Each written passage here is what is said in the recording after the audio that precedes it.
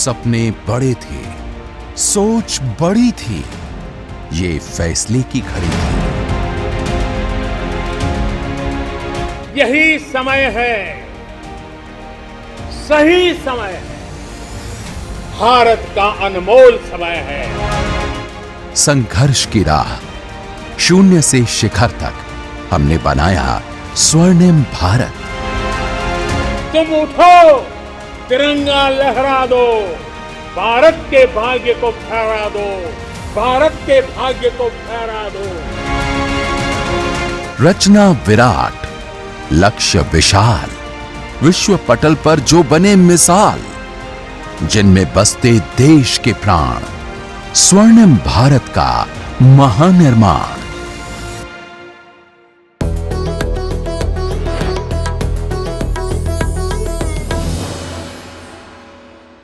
नमस्कार, मैं हूं प्रीति दहिया। देश बदल रहा है, देश के लोगों की जिंदगी बदल रही है। आज भारत दुनिया की तीसरी बड़ी आर्थिक ताकत बनने की राह पर है। आज उद्योग धंधों और कारोबार के हर मोर्चे पर कामयाबी की नई कहानी लिखी जा रही है। लेकिन क्या आपने कभी सोचा है कि ये सब कैसे मुमकिन हुआ? भारत के विकास की बुनियाद क्या है?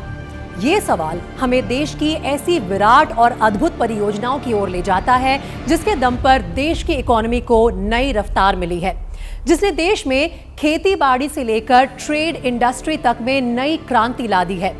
तो आइए एबीपी न्यूज की खबरों के बीच आज से हम आपको दिखाते हैं भारत के मेगा प्रोजेक्ट्स, मेगा स्ट्रक्चर्स की बेमिसाल कहानी। आज से हम आपके लिए लाए हैं एक बेहद खास वीकली शो, स्वर्णिम भारत के महानिर्माण। दुनिया के नक्शे पर आज भारत तेजी से उभरती हुई एक बड़ी आर्थिक ताकत है। आज देश में कई मेगा प्रोजेक्ट्स पर काम हो रहा है।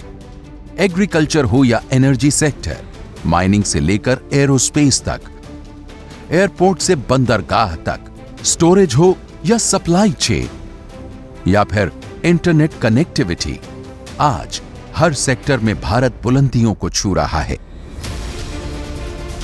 क्योंकि हमारा बड़ा विजन, बड़ी योजनाएं बड़े आकार में ढल रही हैं।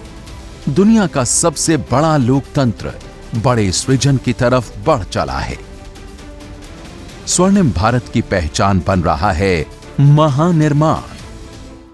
देश की आर्थिक तरक्की में बंदरगाह यानी पोर्ट्स की बड़ी भूमिका है।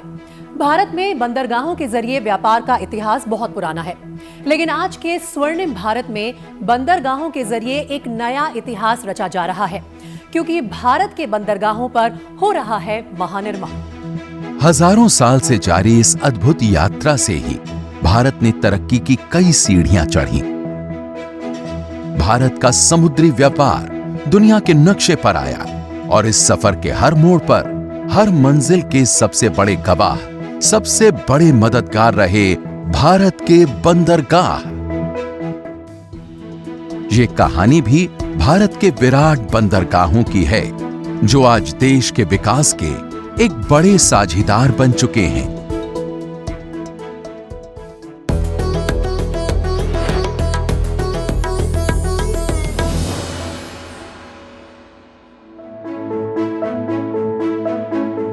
दक्षिण में हिंद महासागर, पश्चिम में अरब सागर और पूर्व में बंगाल की खाड़ी। भारत तीन तरफ से समंदर से घिरा है। करीब 7,000 किलोमीटर लंबा है देश का समुद्र तट। भारत के समुद्र तट पर बने छोटे बड़े बंदरगाह हजारों साल से व्यापार का केंद्र बने रहे हैं। देश विदेश से व्यापारिक संपर्क बंदरगाहों के जरिए ही मुमकिन हो पाया। इसकी अहमियत का अंदाजा इस बात से लगाया जा सकता है कि आज भी मात्रा के हिसाब से भारत का 95% व्यापार सी पोर्ट्स के जरिए होता है, जो कि भारत के कुल व्यापारिक मूल्य का करीब 70% है। साथियों, हमारे देश में 7,500 किलोमीटर का समुद्री तट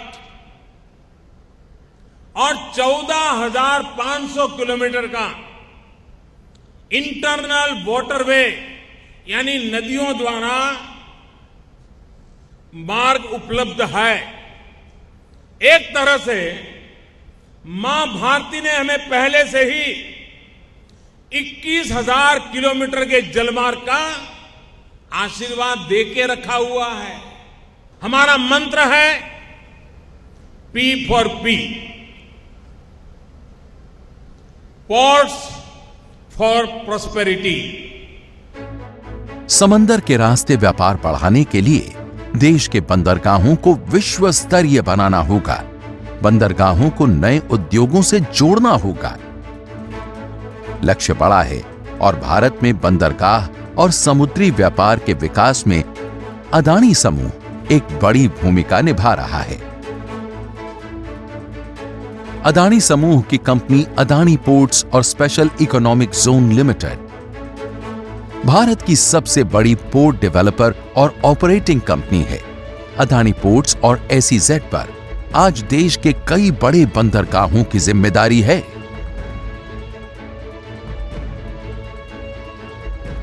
Gangavaram port, Krishnapatnam port, Mundra port, Tuna terminal, Dahej port, Hazira port, Mormugao terminal, Vizhinjam port, Kattupalli port, Ennore terminal, Dhamra port, Dighi port, Karaikal port.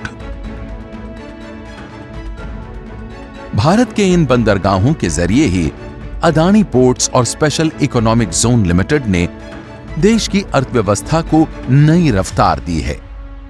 बंदरगाहों के जरिए कैसे नए उद्योग खड़े किए जा सकते हैं, पोर्ट से कैसे नए कारोबार और रोजगार पैदा किए जा सकते हैं और कैसे आज के आत्मनिर्भर भारत में बंदरगाहों का काया पलट हो सकता है, इसकी सबसे बड़ी मिसाल है ओडिशा का धामरा पोर्ट।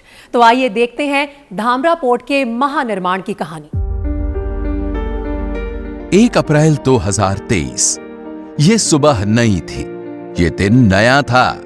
1 अप्रैल को ओडिशा का स्थापना दिवस था और उसी रोज ओडिशा के धामरा बंदरगाह पर एक नया इतिहास रचा जा रहा था। 1 अप्रैल की सुबह कतर से चला एक कार्गो जहाज धामरा पोर्ट के LNG टर्मिनल पर पहुंचा था।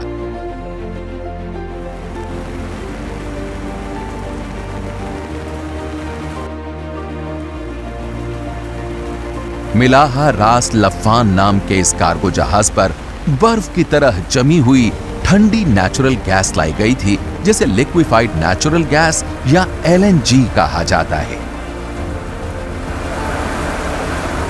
कतर के उस जहाज पर 2.6 trillion British thermal unit LNG लदा था। धामरा पोर्ट पर कार्गो तो पहले भी आया करते थे, लेकिन यह मौका खास इसलिए था क्योंकि यहां 6,000 करोड़ की लागत से बने LNG टर्मिनल पर पहली बार LNG की खेप पहुंची थी।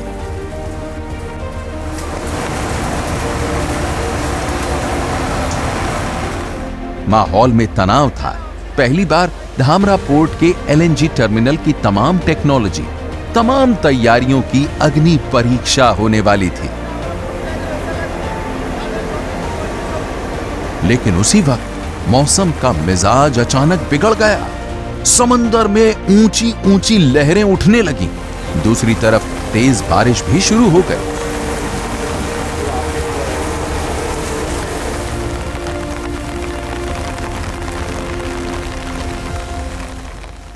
सुबह सुबह का टाइम और ऐसे आज जैसे दिन बड़ी बारिश थी, हैवी हाई विंड्स। सो हम एक किस्म के हमारी पूरी टेस्टिंग हो गई पहले कार्गो में, because all the marine conditions that could have been challenging were present on 1 April. खराब मौसम के बावजूद 1 अप्रैल को धामरा LNG टर्मिनल पर कतर के कार्गो जहाज का शानदार आगाज हुआ और इसके बाद तो LNG कार्गो का सिलसिला ही शुरू हो गया। वी हैड नॉर्मली जी हमने 45 डेज का टाइम के अंदर we commission. Normally project like this आप 90 दिन तक हम ले सकते हैं कमीशनिंग के लिए, बट ये एक टीम की कैपेबिलिटी इसका सबूत है कि हम 45 डेज के अंदर we actually commission the terminal and May 21 को वी कमीशन एंड May 22 को the first commercial cargo was brought in by GAIL.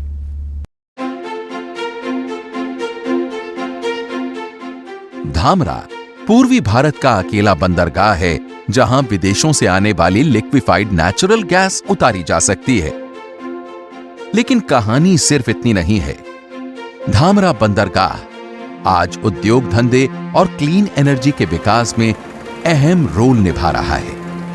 Bharat के मैरिटाइम सेक्टर का रोल मॉडल बन चुका है धामरा। धामरा पोर्ट के एलएनजी टर्मिनल के जरिए अब तक 9 मुल्कों से लिक्विफाइड नेचुरल गैस यानी तरलीकृत प्राकृतिक गैस का आयात किया जा चुका है। Qatar, America, Nigeria, Oman, UAE, Australia, Malaysia, Indonesia, Trinidad Tobago से आने वाले एलएनजी से ही आज भारत के लाखों घरों के चूल्हे जलते हैं। सड़कों पर लाखों गाड़ियां दौड़ती हैं। धामरा पोर्ट की एलएनजी का इस्तेमाल खाद से लेकर इस्पात उत्पादन में होता है। और सबसे बड़ी बात यह कि इस बंदरगाह से आने वाली गैस ने पूर्वी भारत के उद्योग धंधों की तस्वीर बदल दी है।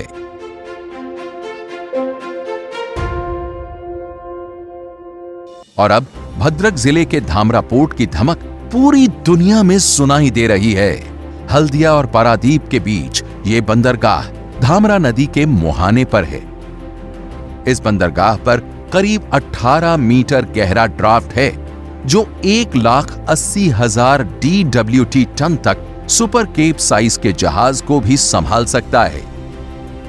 साल 1998 में धामरा पोर्ट के निर्माण के लिए टाटा स्टील और लार्सन एंड टूब्रो के बीच 50-50 का करार हुआ था। साल 2011 में इस पोर्ट का कमर्शियल इस्तेमाल शुरू हुआ, लेकिन 3 साल बाद ही धामरा पोर्ट की कहानी बदल गई। साल 2014 में इसे अदानी समूह की company Adani ports and special economic zone या APSEZ ने 5,500 करोड़ रुपए में खरीद लिया। इस बड़े अधिग्रहण के साथ ही धामरा पोर्ट के विकास के एक नए सफर की शुरुआत हुई और यहां लिक्विफाइड नेचुरल गैस के आयात के लिए एक नया टर्मिनल बनाने का फैसला किया गया।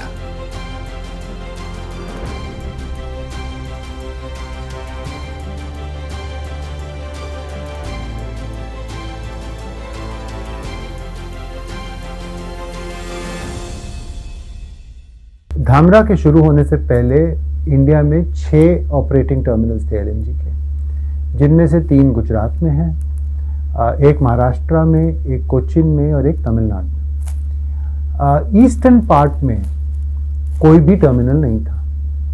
सो एलएनजी इंफ्रास्ट्रक्चर वेस्ट हैवी आप कह सकते हैं था।